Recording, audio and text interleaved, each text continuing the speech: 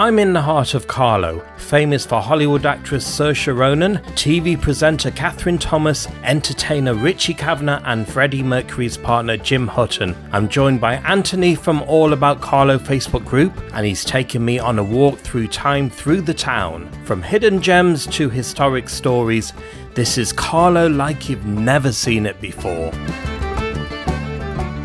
Welcome to Carlow. And I'm here with a special guest. Most of you from this area will know him as Anthony, who runs All About Carlow Facebook group. Hello everybody. Say hi to the boys and girls out there. Hi everyone, how are you all? And Anthony, you're going to show me around Carlow on this walking tour. I am. And also tell us a bit about the town. Certainly I can do that. Okay, so where do you suggest we go first? Well, I could show you the town hall, or the old town hall here, which was... Go on, make it exciting for us. Make it exciting! Well, let's see.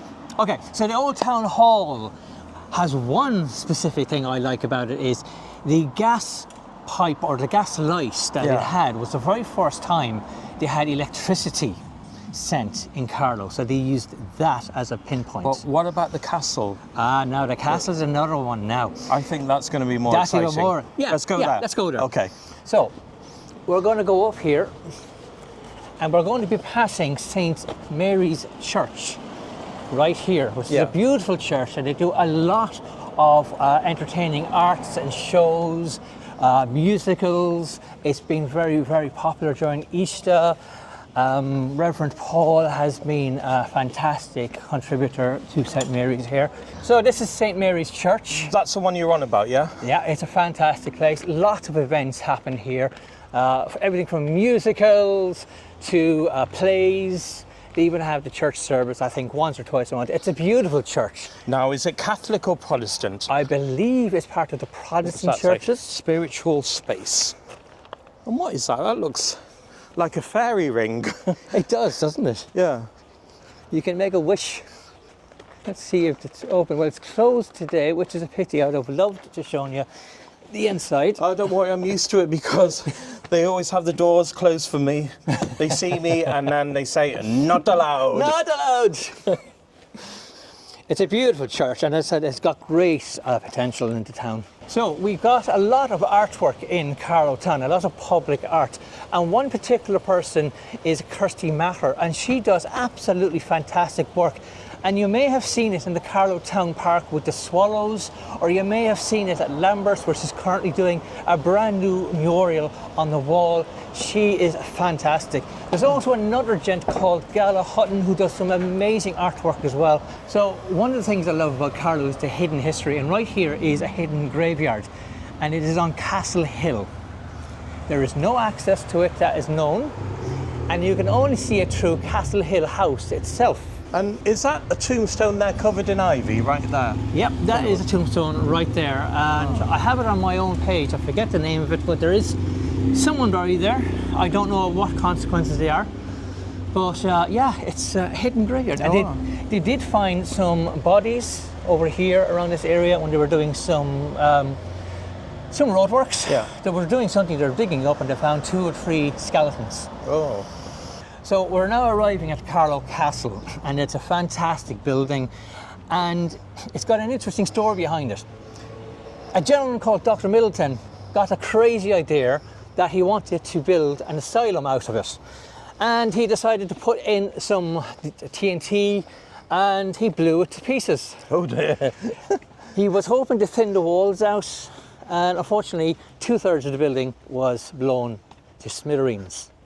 And is that the only intact wall, if you can call it intact? That's the only intact wall, and if you look over here, it shows you what it would have looked like back in its heyday. Oh.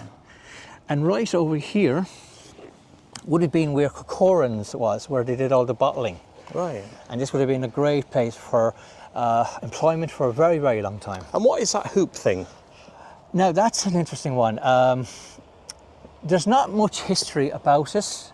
Nobody really knows too much about it, but the person that did create it was a French guy who had basically constructed similar artworks around Europe, and he was brought in to do this specifically for this building.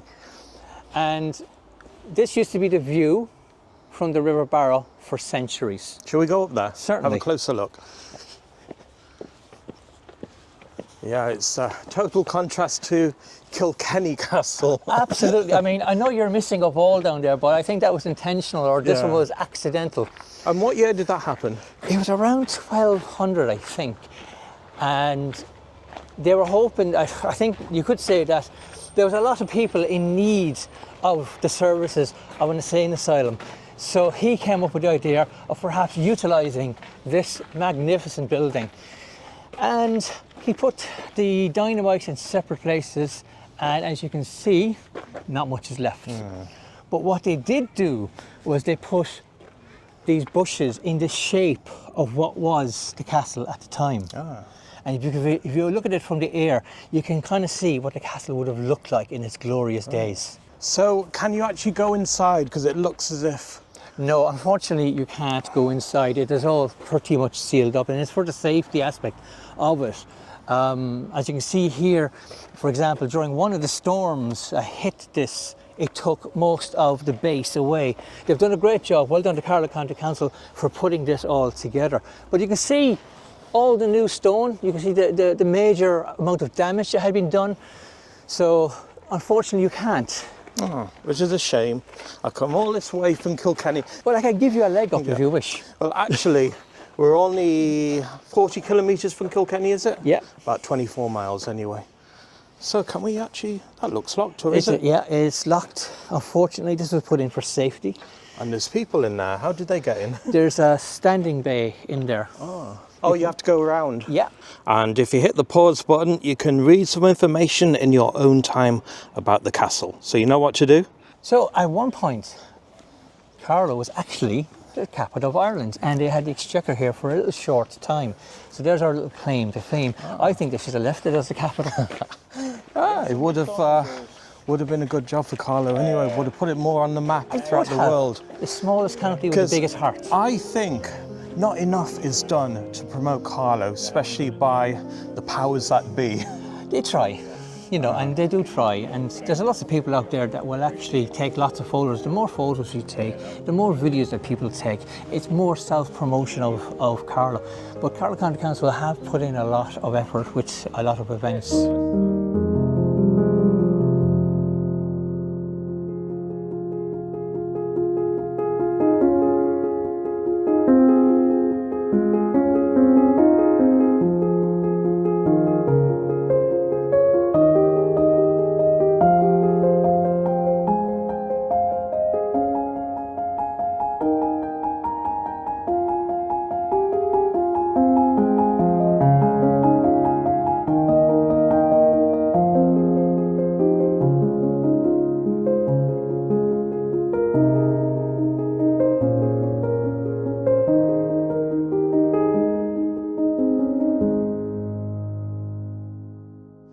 Okay, so we're walking around Carlow. What street is this? This is Kennedy Street. Kennedy Avenue. Kennedy Street. Oh, Kennedy, yeah, there's a sign there. One thing I've noticed about Carlow, there's an absolute plethora of restaurants and takeaways around you. Choice. You are absolutely spoiled for choice. I could actually recommend this one right here if anybody's going. Cafe 500. They do the best pasta, the best pizzas. I will recommend that. And my wife is a chef and she knows. And you know what? They have one in Kilkenny. It opened recently. I think in the last year, I think. At least in the last year, yeah. Fantastic food there. And we're still on Kennedy Street. We're still on Kennedy Street. We're coming up to Burn Street now, and which will also cross over into Kennedy Avenue. Yeah. And here is the local post office, which is a point of contention with people because they think it's the ugliest building in Carlow. And if there's an uglier one out there, I would love to see it. Oh, come on, it does have a bit of 70s charm to it. It does have a little bit of 70s charm. And some magnificent street art there on This Bridewell is on Bridewell Lane. Lane, yeah. It's absolutely brilliant. And who's behind that? Was that This was done by Gallagher. And it's absolutely fantastic. You can actually see his name is signed down here as well. Nothing to do with that convenience store? No. And some more information right here. We're actually in Haddon's car park and we're heading up towards the Liberty Tree. Carlow was a town of industry. We used to have a lot of industry here, like Lapple, Braun, the sugar factory was very, very big. And I think that closed in around 2005. We had so much industry in this town, and then over time we shifted from, I suppose, heavy industry to educational. We have Carlow College, which is over here, and it's a couple of 100 years old. It was a seminary at one point. And then we have C2, which is on the Kennedy, what is it called? It's over in that direction. I have to remember the name now. To the right. Yeah. To the right. And that, we shifted to an educational type of town, and we had lots of students coming from different countries coming to study. My own wife came here to study accountancy, and it is a great town. Oh, and that McDonald's there to the right. There we go. That has been there since the 90s, is it? It has. Or has it been there earlier? The owner has actually retired very recently. So yeah, that's been here well before me. Because that was the only one for miles around. That's and right. I didn't actually think they'd open one in Kilkenny. They actually had a rule that McDonald's would have to close at a certain time so that the local takeaways could open. This is the Liberty Tree. At the moment, they're doing some work on it. Yeah. I've never seen it so empty. Neither have I. This is new. I've not noticed this before, but then I've not been around here for maybe 2-3 years. Yeah. What, this? Yeah, this has always been here. Oh. It looks as if it's been newly built, though. No. They've done a jet spray on it. Right. That must be it. They must have cleaned it. But what they've done is this. So this is the new system that they've installed, which will light up the Liberty Tree. Wow. And also on the base here, you can see there's new lights. Yeah.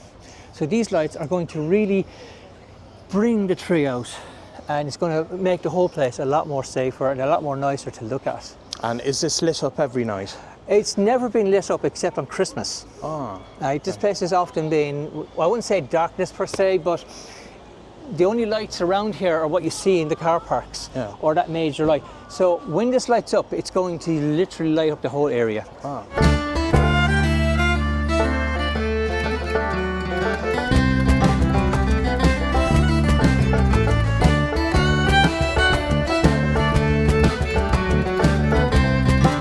So we're now entering a Carlow shopping centre, or what's left of it. What's left of it? It's still open to the public. There are still a few shops going in there. We used to have Super Quinn at one time. We had Pennies that used to be in here. Super Quinn became Tesco, didn't it? Yeah. I think it just completely went. Yeah. Oh no, Super Quinn became Super Value. Sorry. That's it. Yes. I was thinking of Quinsworth. Quinsworth. Yes. Quinsworth became Tesco's, and I think the other way as well. We've got Peter Mark here, which is still open to the public. Behind us, we've got Alive and Well, which is still open to the public.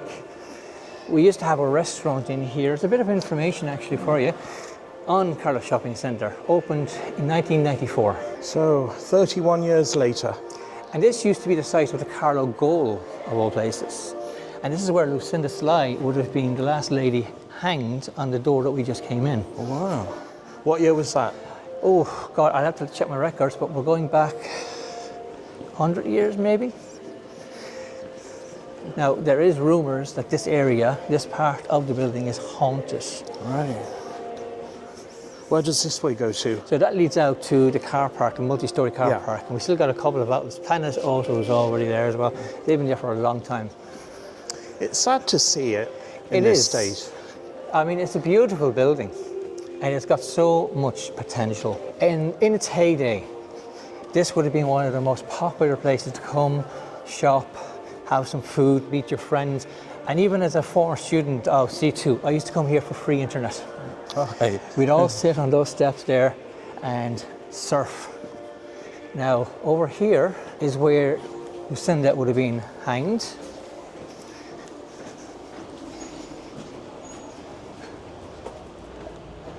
So she would have dropped from here. Oh. Now, if you notice, there's some animals up there. 2 horses. Oh, I see. I've never noticed them before. They were originally in Duckett's Grove. Wow. So we have 2 horses and a stag head. That's correct. So going along Barrack Street now, and these houses, I recall, last year or year before, they were just lying derelict and just painted over, as in they'd paint them different colours, pretty design. Yeah. And Anthony, what is happening with them now? So what they've gone and done is they have removed the inside of the building, they've restructured it, and they've now put in brand new houses. There's 1, 2, 3, 4, 5. There's about 8 houses that are going to go in now for new families. They've tried to keep it to the original design that was there. Is it all social housing then? It's possibly, yes, I think it is. But I'm open to correction on that. Okay. But I think it is. Abracadabra, that's been there for years, since the 90s, I guess. At least, yeah. One of the oldest running abracadabras left in Ireland, and there aren't that many of them. There used to be one in virtually every town over here. So we're actually on Tullow Street here, and it's got some beautiful pubs here. Chalk Dolmain, we've got Racy Burns, we've got the Med Bar and Salt Bar over there. We've got Reddy's, which is one of the oldest. Where's the salt bar? There's the salt bar there. There's a salt bar right there. And then we have Reddy's. I can recommend the breakfast in Reddy's, by the way. Fantastic breakfast. Racy Burns over here. They do a great pint in there. I might pop into one of them for a pint of Guinness Zero. So right here is the entrance to the Carlow Shopping Centre. A long time before I ever arrived, this was known as the Coliseum Cinema in this open space, which is a real loss to Carlow. And the building next to it is Miss Kelly's sweet shop. And a lot of the, I suppose, the real Carlovians would have gone into this shop and they would have got themselves some sweets and gone in to see themselves a Roy Rogers movie back in the day. One of the things I love about Carlow and Tullow Street is how it has history everywhere. And you'd have plaques on walls that would tell you a little bit about people or buildings that had been here in the past. Like, for example, we've seen this one back here about the privateer that had been killed. We've also got the Carlow Library and the Carlow Museum up here, which is absolutely fantastic. That's just there on the right, isn't it? It's just here on the right. With the Mary statue outside, isn't it? That's it. This was officiated by a good friend of mine. Just move back here a bit. Yeah. The church The there. church. Carlow Cathedral. I actually didn't know Carlow had a cathedral. Yeah. You should see the college. It's huge. We'll get a closer look at it. So we're getting a closer look at the magnificent Carlow Cathedral in all its splendour and glory. Oh, love that stained glass there. You used to see it on a good day when it's sunny, when the sun is beating down and it comes through the stained glass windows. It's absolutely beautiful. It doesn't matter whether you're religious or not. As a building itself, it is absolutely magnificent. You know what, Anthony? I've actually been here before. I completely forgot. I was doing some press work when I used to do photography for Carlow People. And How could you forget such a beautiful building? It's been so long I was here. Would you believe I have been here a good few times. As a result, I'm here. I have 9 godchildren, all from here.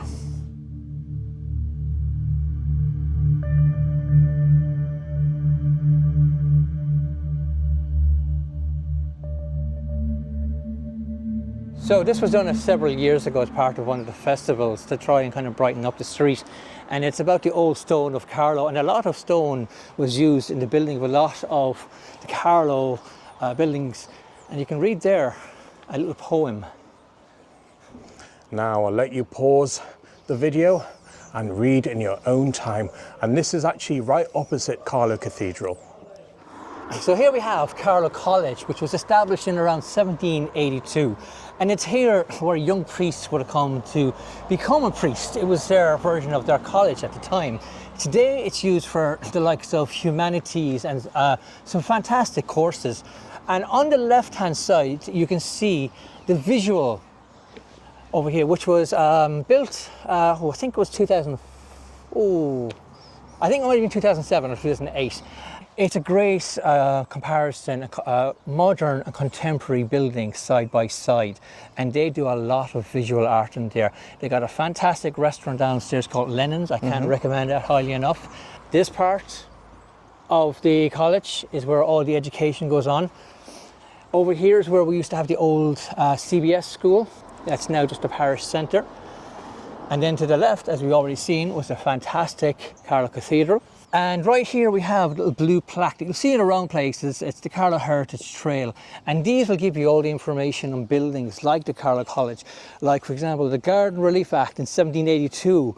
It gives you so much information. And for someone who's a history buff like myself, this is fantastic. And we need more of this. I agree.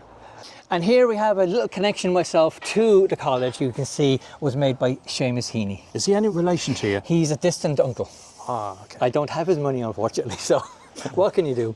Now, I'm going to get a bit more controversial now, Anthony, but Okay. has Carlow had any problems with migrant hotels of late or in the past? Not of late, but in the past, we've had a Carpathian friary that was turned into a night pass type centre. Yeah. We had St. Bridget's, which is also used for a similar accommodation.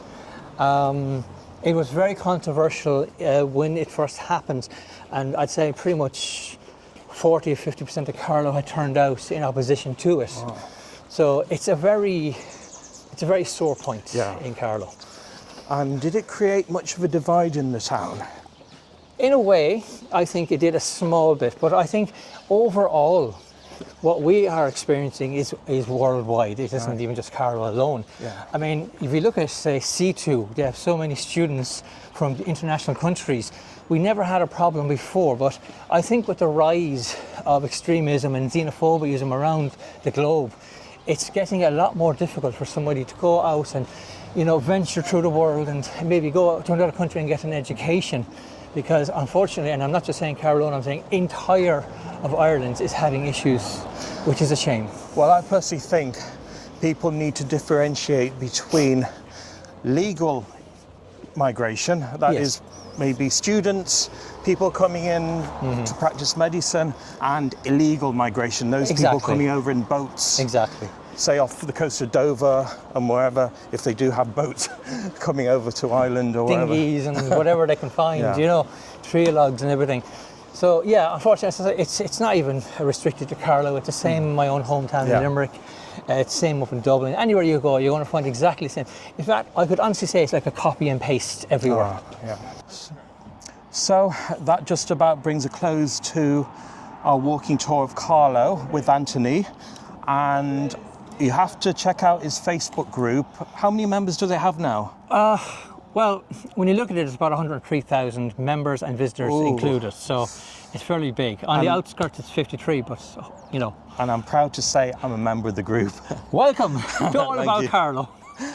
Anyway, thank you so much for Thank you hosting very me. much, and thank you for having me here. I You're really most enjoyed welcome. it. I loved it. Anyway, I've learned so much from your extensive knowledge of the town. Yeah, 20 years of experience. I absolutely love this town. And one final wrap up.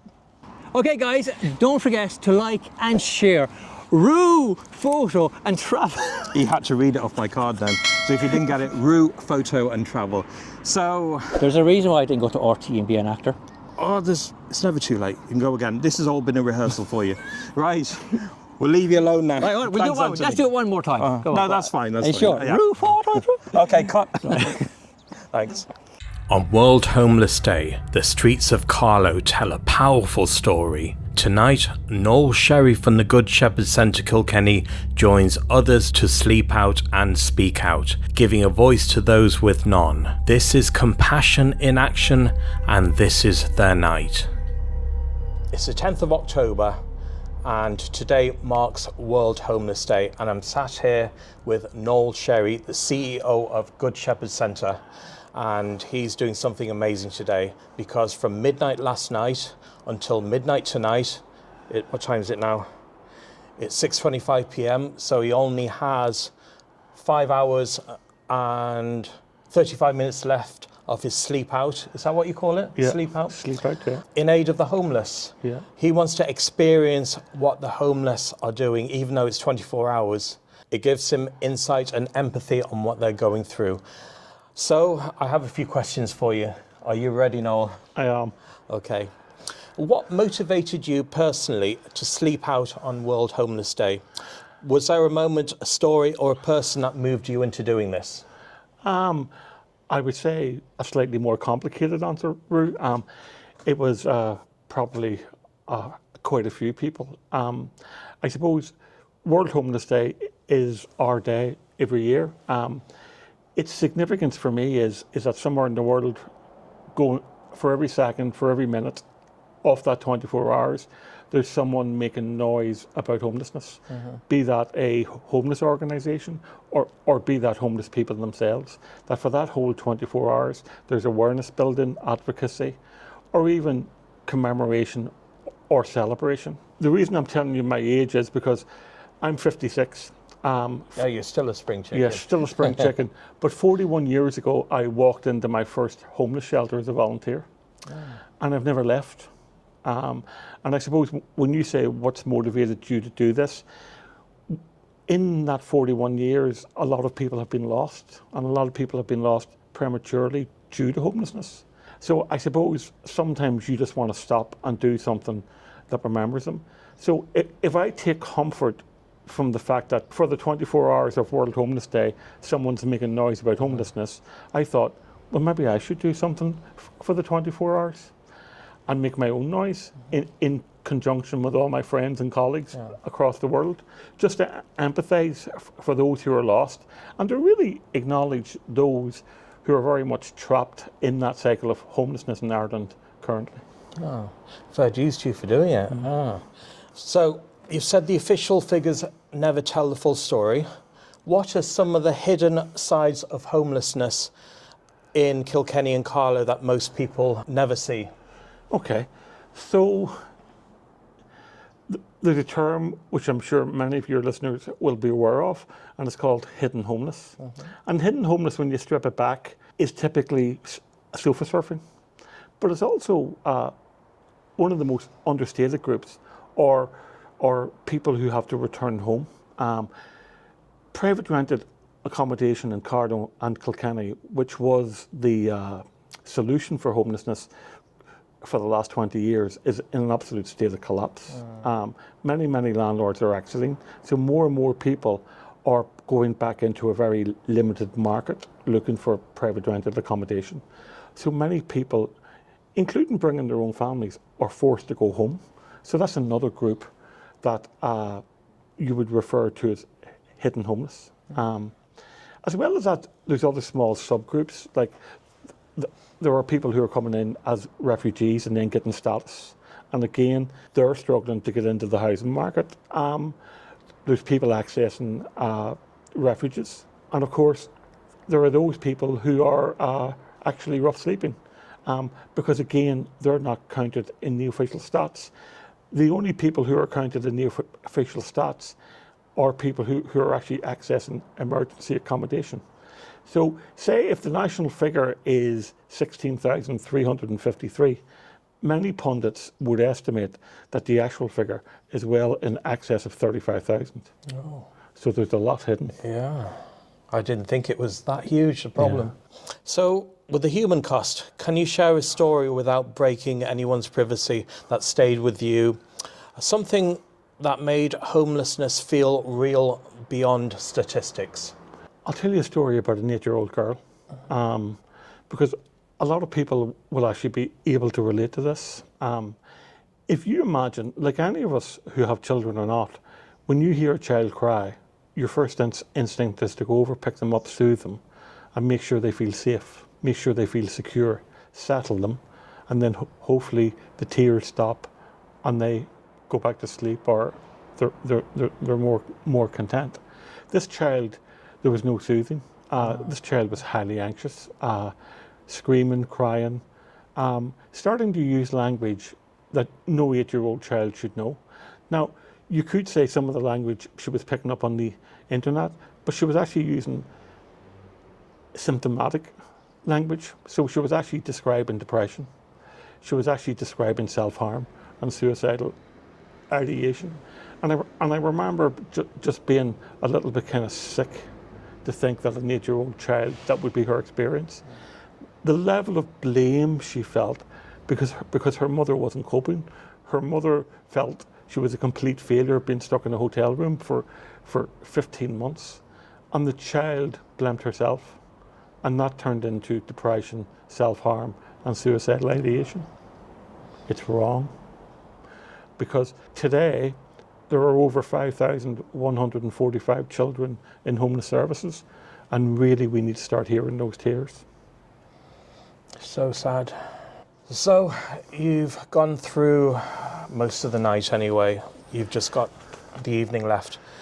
When you sleep out, what goes through your mind in those long, cold hours? Fear, reflection, hope? No, I mean, certainly not hope. The first part of last night, you like have a hyper awareness. You hear every twitch, every twang, every sound, and you think it's coming for you. Oh, there's a bird just Yeah, then. yeah, like it's not coming for you at all. But that's the way you interpret it, because there's no structure around you. You're in the elements. I wasn't bred to sleep in the elements. I was bred to sleep with a roof, a bed, Most of us and were, walls. So you start feeling acutely aware. You start feeling this emptiness, and it's really strange. Like, I wouldn't normally struggle with time. You know, time doesn't bother me. I don't necessarily need to occupy myself, and I always create a balance. But last night became very much about managing time. Because of course I wasn't going to sleep, so I didn't sleep. And then it got really cold. And the type of cold that kind of gets into your bones and makes your body feel very heavy and stiff. Yeah. And very much kind of grated at your mood a little bit. Now, every minute I was sitting there, and I want to be very clear, with another minute closer to me knowing I was going home. So it's in no way me trying to say that I know what it's like to rough sleep. Many rough sleepers will talk about being disconnected, about feeling very isolated. And I suppose a story that really kind of highlights that was, everyone will never forget COVID.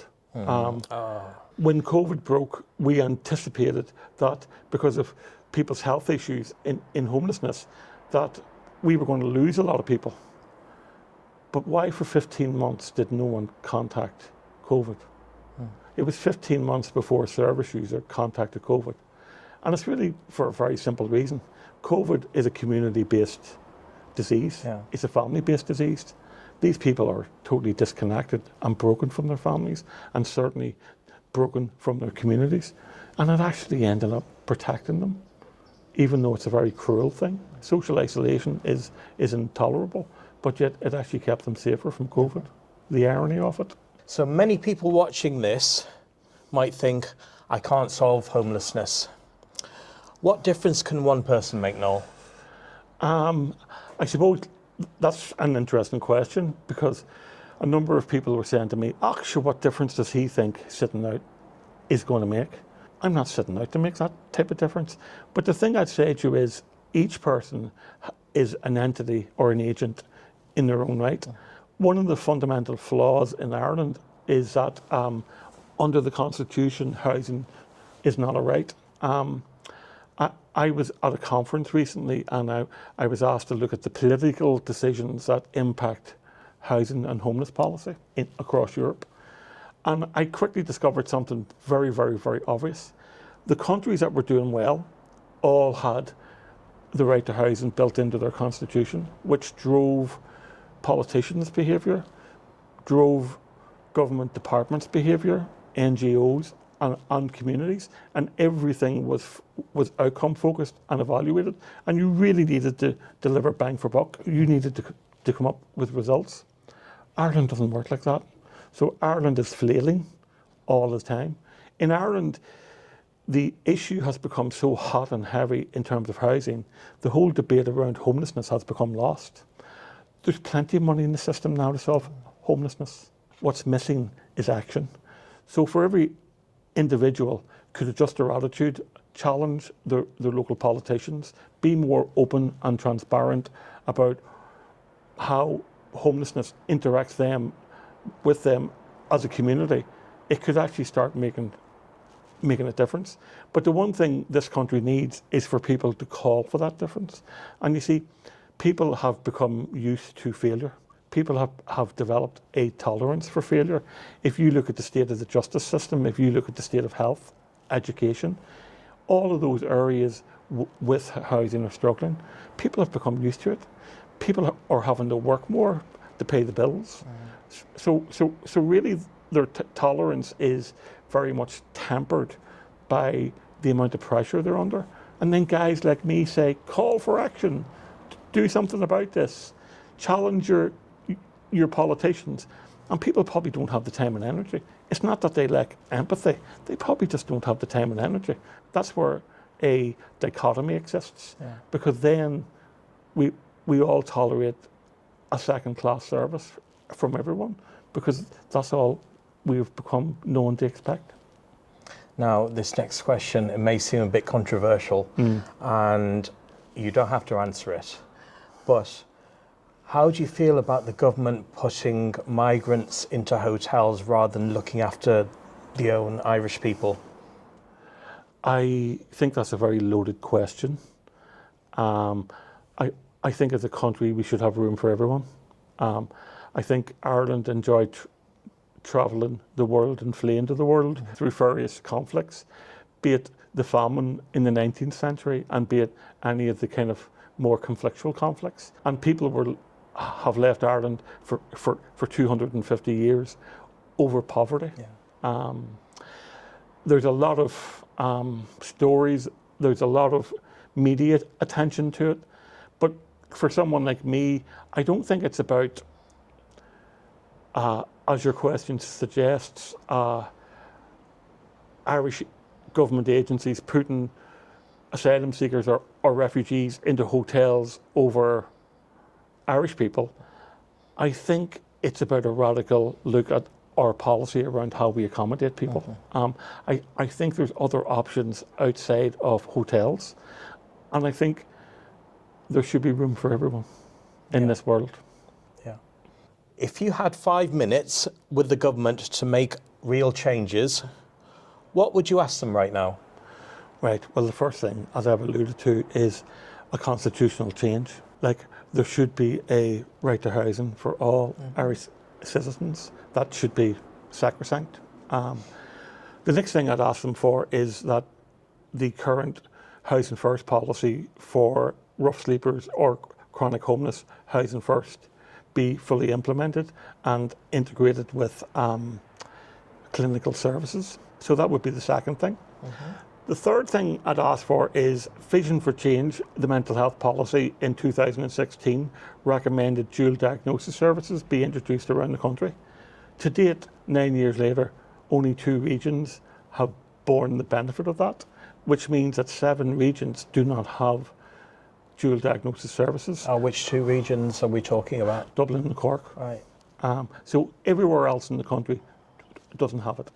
So that means people with acute mental health and addiction are not getting the type of treatment and services that they need. I would ask for streamlining in terms of some of the funding streams, like the whole tenant in situ fiasco has been coming out of the same pot as acquisitions for homeless people, and one has taken precedence over the other instead of having separate funding streams. There needs to be balance in everything. There needs to be balance in terms of how we prevent homelessness. So preventing homelessness would be the reinstatement of the tenant in situ scheme in full, but it would also be rent controls, and it would be finding a balance in rental legislation that keeps landlords in and encourages them to stay in, and really switch the water tap off. Because until we switch the water tap off and stop people coming in, we're never really going to get to the bottom of getting people out, particularly where housing supply is looking to be more limited. And of course, increased housing supply. Okay. Yeah. So, we're closing reflection. When it all feels overwhelming, what keeps you going? What gives you hope? I suppose I hope I don't sound coy. I don't get overwhelmed. I have a job to do. I'm tasked to fix something. I'm tasked to provide something. I'm tasked to continue the delivery of a strategy, and I don't let myself get overwhelmed. My focus is on delivering outcomes for customers, men, women and children, who are all worthy of service and who are all worthy to that place that we all refer to as home. Have you anything personal to say to my viewers? And is there any way, if you're accepting donations for the Good Shepherd, is there any way to do that? Yeah, I mean, look, I'm actually not doing this for donations. I'm doing this to create awareness. I'm doing this to remember those lost to homelessness. Like back in the 90s and early noughties in Dublin, we lost 29 young people left out on their own. and they were aged between 16 and 21. And that was a complete tragedy, because that was a very broken system looking after very vulnerable children. That sort of thing has to stop. We're already creating another mess for the next generation. Someone asked me the other day, had I noticed intergenerational homelessness? I'm starting to notice some incidents of third generation homelessness. This is where we're seeing homelessness move from being a stage to a state, and that's completely wrong. So you could really get me started. So Noel, thank you so much for joining me on my Carlow vlog. It's my first time actually really exploring the ins and outs of Carlow town, and I've learned so much, and I had to include you in it because you're doing this for a special cause. Yes. And I've learned so much as well from you too. So thank you so much. No, it's been a pleasure. Thank you very much, Ruth. Thank you. Thank you. Thank you.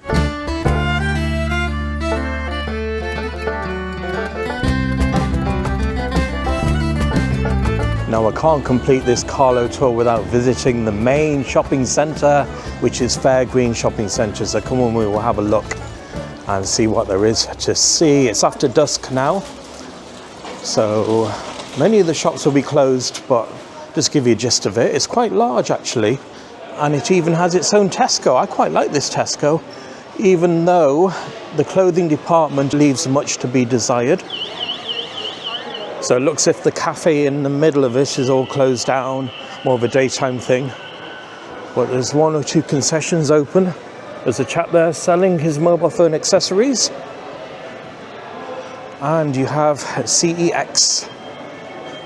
And a few closed stores if you head this way. Carrickdon, that's closed, but Camden Square is open. And Taylor of Blue. The Taylor of Blue in Kilkenny is closed down. I do remember one there. You have Villa. Holland and Barrett is closed. Oh, IKEA. That must be where you order stuff and they send it down to you. And Macaulay Chemist. That's my pharmacy in Kilkenny. And right in front, Sports Direct. I've got to get a pair of walking shoes, so I'll have a look in there, have a gander, see what they have to offer. And they might even have a bigger choice than the Kilkenny one.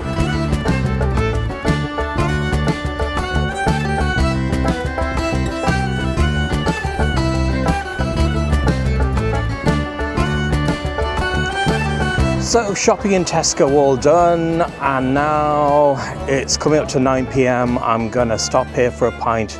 Choc Dolmain, as recommended by my friend Mel, who sadly couldn't be with us this evening.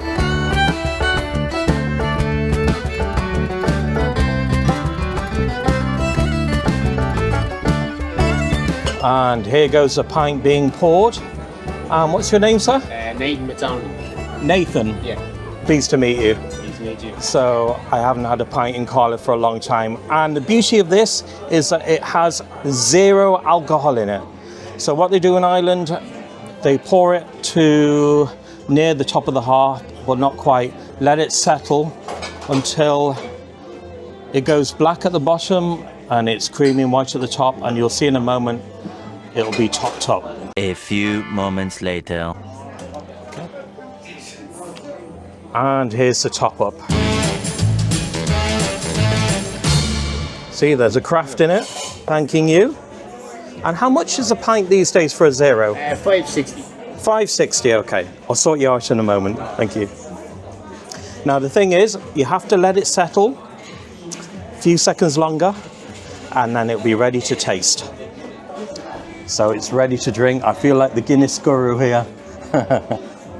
So you can see that Guinness 0.0 on the glass.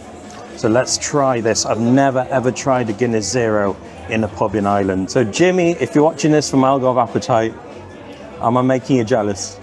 And Mel, sorry you couldn't make it tonight, but next time. Oh, that is not bitter tasting at all. That is delightful and slightly sweet.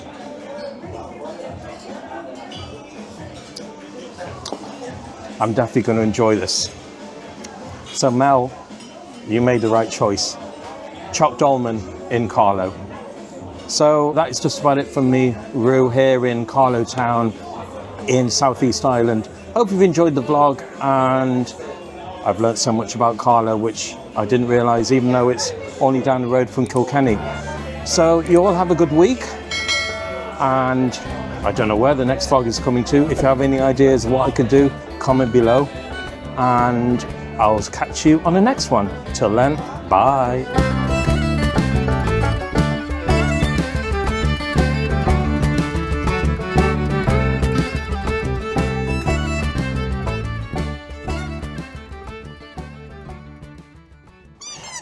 I want you all to go and check out Rue's website. Like, share as much as you can, because this guy is fantastic.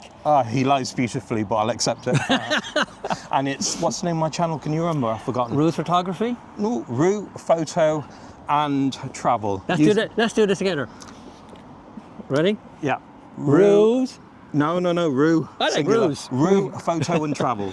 Okay, You we'll can go edit again. this out. 3, 2, 1. Rue Photo and Video. Rue Photo and Travel. We'll do it again. Yeah. That's what it says there. Right. You keep I'm going to keep that, Yeah. right? Because So we'll go again. This will be a blooper anyway. absolutely. And start again with, don't forget to subscribe to Rue Photo and Travel. Okay, go. Right. Don't forget to like, share, and subscribe to Rue's. No, you did it again. Rue Photo and Rue's. Travel. Why was it Rue's? Gosh, all right, go again. Okay. Right. Okay. Keep it rolling. Keep it right.